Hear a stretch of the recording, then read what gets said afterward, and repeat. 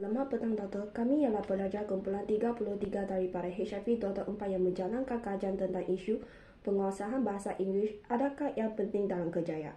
Nama saya ialah Jessica dan sekarang saya akan membentangkan pengenalan kajian ini. Bahasa Inggeris merupakan bahasa asing pertama yang dianggap penting untuk tujuan pengeksasian informasi, penyerapan dan pengembangan ilmu pengetahuan, teknologi, seni budaya dan pembinaan hubungan dengan bangsa-bangsa lain.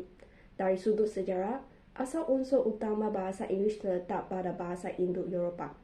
Menjelang akhir abad ke-18, penjajahan Empire British menyebabkan ia dikenali secara meluas. Pada peringkat global, bahasa Inggeris mula menjadi bahasa yang umum kerana pembentukan organisasi antarabangsa seperti United Nations, Bank Dunia dan lain-lain. Kini pertubuhan perdagangan bebas dan kemajuan teknologi menyebabkan banyak orang mementingkan penggunaan bahasa Inggeris. Banyak negara mula menggunakan bahasa Inggeris untuk berkomunikasi antara satu sama lain. Walau bagaimanapun, isu penguasaan bahasa Inggeris masih berlaku di Malaysia. Salah satunya ialah pelajar universiti yang baru tamat pengajian menghadapi masalah kekurangan peluang pekerjaan kerana kelemahan penguasaan bahasa Inggeris.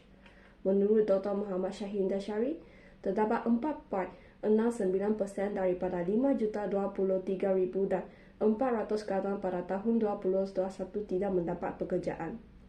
Tun Dr. Mahathir mengatakan bahawa kadar yang mempunyai penguasaan bahasa Inggeris yang lemah dan menyebabkan mereka kurang berani untuk menyebut peluang pekerjaan profesional di luar negara. Sekian, terima kasih. Hai, nama saya Kaiwan. Hari ini saya nak meneruskan perbincangan pengenalan. Dalam bidang pekerjaan, penguasaan bahasa Inggeris adalah sangat penting. Penguasaan bahasa Inggeris dapat meningkatkan peluang pekerjaan seseorang. Majikan sekarang berharap graduate dapat menguasai bahasa Inggeris yang boleh berkomunikasi dengan orang lain. Penguasaan bahasa Inggeris juga boleh mendapatkan pekerjaan yang bergaji tinggi. Dalam bidang bahasa perantaran, bahasa Inggeris merupakan bahasa perantaran di seluruh dunia yang penting dalam era globalisasi ini. Penguasaan bahasa Inggeris membantu kita untuk menghubungkan seluruh dunia dan dapat meluaskan rangkaian sosial seseorang pada peringkat antarabangsa. Penguasaan bahasa Inggeris juga mendapatkan peluang pekerjaan di luar negara. Sebagai harapan, kajian ini dapat membantu semua individu memahami kepentingan penguasaan bahasa Inggeris dan menguasai dengan baik supaya membawa faedah pada masa depan. Pengkaji berharap penguasaan bahasa Inggeris boleh membukakan peluang yang lebih luas dalam semua bidang. Semua individu dapat menikmati kelebihan penguasaan bahasa Inggeris. Pada era moden besar ini, penguasaan bahasa Inggeris menjadi semakin penting kerana bahasa Inggeris membolehkan seseorang berkomunikasi secara berkesan dan maju dalam kerjaya. Terdapat beberapa isu yang sering dibincangkan, di mana salah satu adalah mempunyai kelemahan dalam kemahiran bahasa Inggeris dari aspek lisan dan bertulis. Hal ini kerana keupayaan bahasa Inggeris sering menjadi kriteria wajib dalam dunia pekerjaan dalam bidang teknologi, perniagaan atau perkhidmatan pelanggan. Menurut Sari Hanur Suwarni, dunia pekerjaan memerlukan pekerja yang mempunyai kebolehan bahasa Inggeris dari aspek lisan ataupun bertulis. Sekiranya seseorang itu tidak menguasai kemahiran bahasa Inggeris dengan baik, barangkali sukar mendapat peluang pekerja yang berpotensi dan tidak dapat membangunkan diri dalam kerjaya. Seterusnya, isu penguasaan bahasa Inggeris ialah seorang individu berasa malu untuk bertutur dalam bahasa Inggeris kerana kurang keyakinan pada diri sendiri. Menurut bernama, kunci menguasai bahasa Inggeris adalah dengan membina keyakinan dalam menggunakan bahasa tersebut secara lisan. Mereka merasakan jati diri lebih rendah berbanding orang lain. Kajian yang dilakukan oleh Baldassari pada tahun 2021 menunjukkan para peserta juga lebih memikir tentang orang lain lebih baik daripada mereka. Ia mungkin disebabkan kebanyakan peserta menunjukkan kurang keyakinan dalam komunikasi lisan Inggeris semasa membuat individu, berpasangan atau kumpulan perbincangan. Bahkan, kebanyakan individu di negara kita lebih memilih untuk bertutur dalam bahasa ibunda dengan bebas berbanding bahasa Inggeris. Di samping itu, antara permasalahan kajian yang lain ialah individu kini kurang menguasai tata bahasa Inggeris. Walhal, jika kita lihat, apabila temubuka untuk pekerjaan, mereka tidak terlalu memikirkan tata bahasa asalkan apa yang disampaikan difahami dan meyakinkan. Menurut suatu kajian yang dilakukan oleh Bajang dan Yassin pada tahun 2020, didapati sebanyak 56.5% kesalahan memilih unsur tata bahasa Inggeris yang kerap dilakukan oleh responden. Bukan itu sahaja, individu kini terlampau selesa dengan satu bahasa saja, iaitu bahasa Melayu, menyebabkan mereka kurang memahami bahasa Inggeris. Jika kita lihat, kebanyakan syarikat dan tempat kerja banyak menggunakan bahasa Inggeris dalam urusan kerja. Jadi, individu perlu mencuba untuk mempelajari bahasa Inggeris dalam kerjaya supaya dapat memudahkan diri sendiri dalam pelbagai urusan. Assalamualaikum dan salam sejahtera. Saya Nur Farhani binti Rasa bernombor matrik 161032. Saya akan menjelaskan berkenaan objektif kajian. Jadi untuk kajian ini kita ada 3 objektif. Yang pertama iaitu menjelaskan isu penguasaan bahasa Inggeris dalam kalangan pelajar di Universiti Malaysia dari perspektif kebolehan mereka memahami dan berkomunikasi dengan menggunakan bahasa Inggeris dalam kehidupan harian. Yang kedua, menghuraikan kepentingan bahasa Inggeris untuk individu dalam mencapai tahap yang lebih tinggi dalam kerjaya mereka. Ketiga, membincangkan kesan-kesan sekiranya individu tersebut tidak mampu menguasai bahasa Inggeris dalam membentuk perjalanan kerjaya mereka. Data kuantitatif merupakan sejenis data yang dapat diukur atau dihitung secara langsung. Data akan dikutip melalui pengedaran orang selidik dalam bentuk Google Form melalui sosial media seperti Telegram, WhatsApp, WeChat dan sebagainya. Responden perlu menjawab soalan-soalan tertentu, iaitu soalan ya atau tidak dan soalan skala Likert 5 mata. Skala Likert 5 mata adalah daripada sangat tidak setuju hingga sangat setuju. Pertama, kaedah analisis data.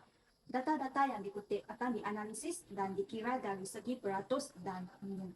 Soalan ya atau tidak akan dianalisis dan dikira dari segi peratusan, manakala soalan skala Likert 5 data dianalisis dari segi minum. Kedua, titik fokus. Penyelidik akan fokus terhadap pelajar universiti di Malaysia atas isu tersebut yang dikaji. Pelajar universiti di Malaysia merupakan responden untuk kajian tersebut. Penyelidik akan mengumpul data Google Form daripada 150 orang responden untuk kajian tersebut. Ketiga, sumber internet. Sumber internet juga digunakan untuk membantu penyelidik untuk mengkaji isu kajian dengan lebih mendalam. Assalamualaikum dan salam sejahtera. Saya Muhammad Zakar Nur Habib Mahathir. Saya akan membentangkan kaedah kajian yang kedua iaitu data kualitatif. Data kualitatif merupakan data yang disajikan dalam bentuk verbal iaitu lisan dan kata-kata, dan data ini bukan dalam bentuk angka. Kajian data ini dijalankan dalam pelbagai cara, misalnya temubual dan jawab soalan yang lazim. Dan data-data ini dikumpul melalui panggilan video, panggilan telefon dan secara bersemuka. Para informan perlu menjawab soalan-soalan yang bakal ditanya oleh para penyidik iaitu kami dan jawab dalam bentuk subjektif kerana setiap informan mempunyai sudut pandangan yang berbeza. Kaedah yang pertama iaitu kaedah analisis data. Para penyelidik akan menganalisis setiap jawapan yang diberikan oleh informan secara mendalam. Bagi kaedah kajian yang kedua iaitu titik fokus, bagi informan kajian, penyelidik ingin mencari 5 orang pelajar universiti dalam Malaysia sahaja. Sebagai informan kajian tersebut, penyelidik akan mengumpulkan jawapan daripada mereka dan membuat analisis daripada data tersebut. Bagi kaedah kajian yang ketiga untuk data kualitatif ialah sumber internet. Sumber internet juga digunakan sebagai data sekunder untuk menyokong dapatan daripada informan. Hal ini membantu para penyelidik untuk menghasilkan data yang lebih dipercayai untuk diguna pakai dalam kajian ini. Sekian daripada saya, terima kasih. Seterusnya saya akan menerangkan dapatan kajian yang pertama iaitu tahap penguasaan bahasa Inggeris. Jadi dalam dapatan kajian pertama ini ada 4 elemen yang akan dibincangkan, iaitu yang pertama, kemampuan berkomunikasi dalam bahasa Inggeris. Seterusnya, kemampuan memahami dan menjawab pertanyaan dalam bahasa Inggeris. Dan yang ketiga, kesanggupan menggunakan masa lapang untuk meningkatkan tahap penguasaan bahasa Inggeris. Dan yang terakhir sekali iaitu yang keempat, kecenderungan menulis surat rasmi dan email dalam bahasa Inggeris. Dapatan kajian kami mendapati bahawa 80% daripada responden mempunyai kemampuan untuk berkomunikasi dalam bahasa Inggeris, manakala 20% daripada mereka tidak mempunyai kemampuan untuk berkomunikasi dalam bahasa Inggeris. Yang seterusnya, dalam elemen yang kedua, kami mendapati bahawa 82.7% daripada responden mampu menjawab dan memahami pertanyaan dalam bahasa Inggeris, manakala 17.3% tidak mempunyai kemampuan untuk memahami dan menjawab pertanyaan dalam bahasa Inggeris. Manakala untuk elemen yang ketiga iaitu kesanggupan dalam menggunakan masa lapang untuk meningkatkan tahap penguasaan bahasa Inggeris, mendapati bahawa 73.3% daripada responden sanggup untuk menggunakan masa lapang mereka untuk meningkatkan tahap penguasaan bahasa Inggeris, manakala 26.7% daripada responden tidak sanggup untuk menggunakan masa lapang mereka untuk meningkatkan tahap penguasaan bahasa Inggeris. Hal ini terjadi juga untuk elemen yang keempat, iaitu kecenderungan menulis surat rasmi dan email dalam bahasa Inggeris.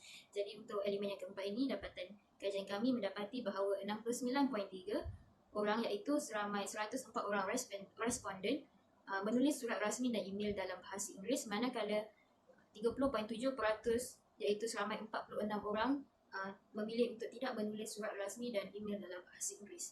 Seterusnya, saya akan membentangkan tentang kepentingan penguasaan bahasa Inggeris. Terdapat 3 pernyataan dalam kajian tersebut. Pernyataan yang pertama adalah mendapat jawatan yang lebih tinggi.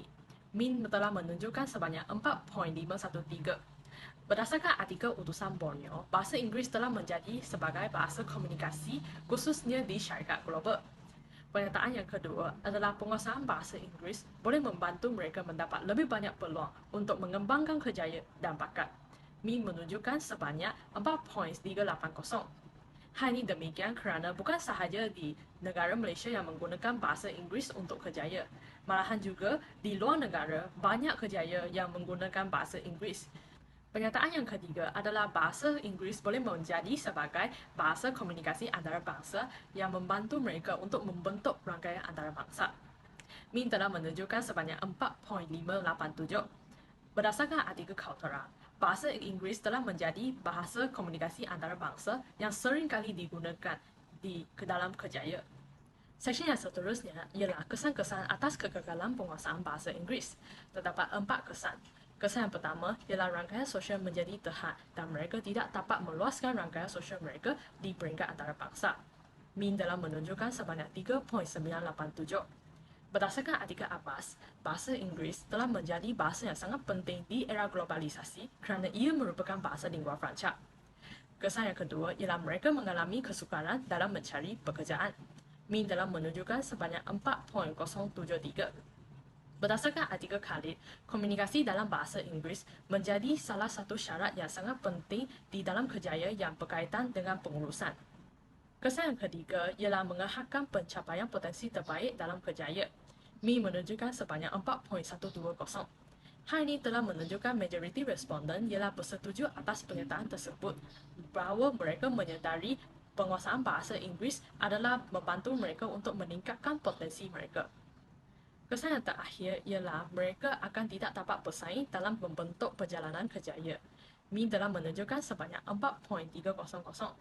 Kini, banyak kerjaya telah memerlukan penguasaan bahasa Inggeris yang agak tinggi. Oleh itu, banyak orang telah mula untuk belajar penguasaan bahasa Inggeris supaya mereka boleh meningkatkan tahap persaingan mereka. Kesimpulannya, majoriti responden mempunyai tahap penguasaan bahasa Inggeris yang agak tinggi. Majoriti responden berpendapat bahawa bahasa Inggeris boleh membantu mereka mendapat jawatan yang lebih tinggi, mendapat lebih banyak peluang untuk mengembangkan kerjaya dan bakat, dan akhirnya juga boleh dijadikan sebagai bahasa komunikasi antarabangsa yang memudahkan mereka untuk membentuk rangkaian antarabangsa. Akhirnya, majoriti responden berpendapat bahawa kegagalan penguasaan bahasa Inggeris akan menyebabkan rangkaian sosial mereka menjadi terhad. Mereka mengalami kesukaran mencari pekerjaan, mengeharkan pencapaian potensi yang terbaik dan juga tidak dapat bersaing dalam membentuk perjalanan kerjaya mereka. Sekian, terima kasih.